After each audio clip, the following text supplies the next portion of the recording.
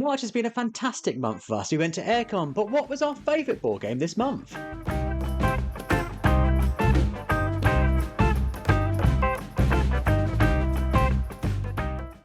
Hi, I'm Julian, this is Libby, and together we make up BoxedMeeples. We post videos right here on YouTube at least twice a week, so if that's your kind of thing, do consider subscribing.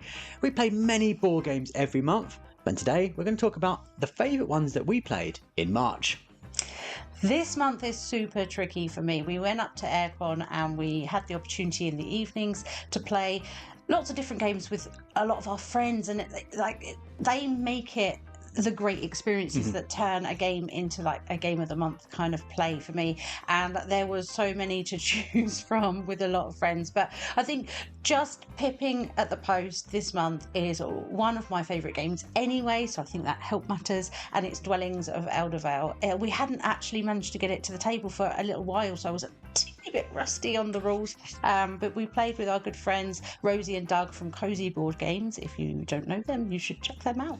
And it's just such a wonderful game. I love how you put your people out. You all have slightly asymmetric things in terms of where you can put things, how far your dragon might fly, or different things like that.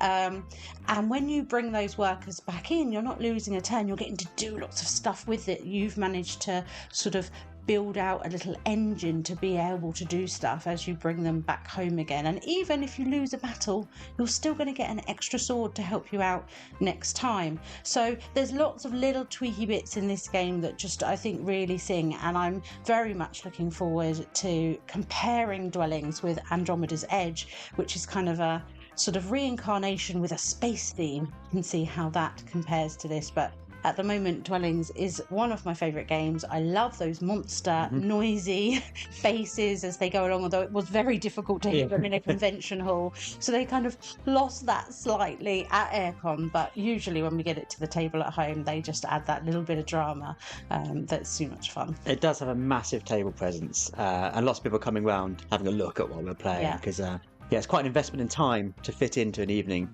Yeah, it's the evening's event for that night. Yeah. Now, another game I had never played, which felt like a bit of a gap in my kind of board game playing experience, was Ready, Set, Bet.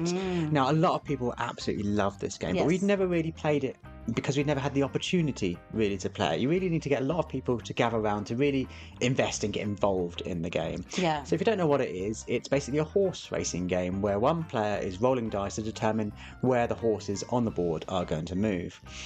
And how good an experience is largely depends on how good the person rolling the dice is at getting everyone enthusiastic. If you're just rolling the dice and you're like 5, 11, 8, not fun for anyone.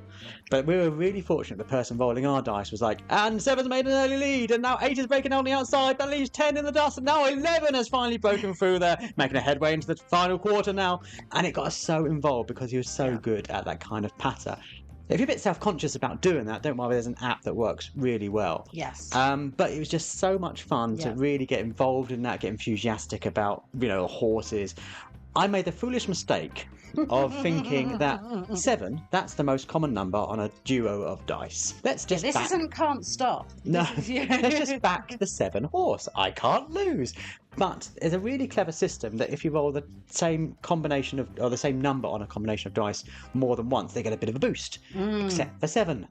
So I'd fully back this horse. I was right behind horse 7, only they kind of plodded along very slowly, and the other people on the perimeter were just aching ahead, zooming past, and it was it was so much fun to get enthusiastic about this, and those kind of jokes then become part of the experience. So then from then on, it was like, oh, you're not betting for 7 now, are you?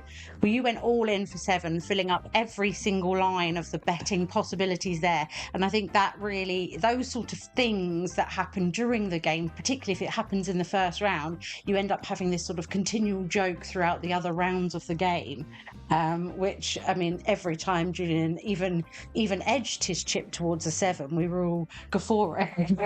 Oh, don't do it again. So Ready, Set, Bet, really great game.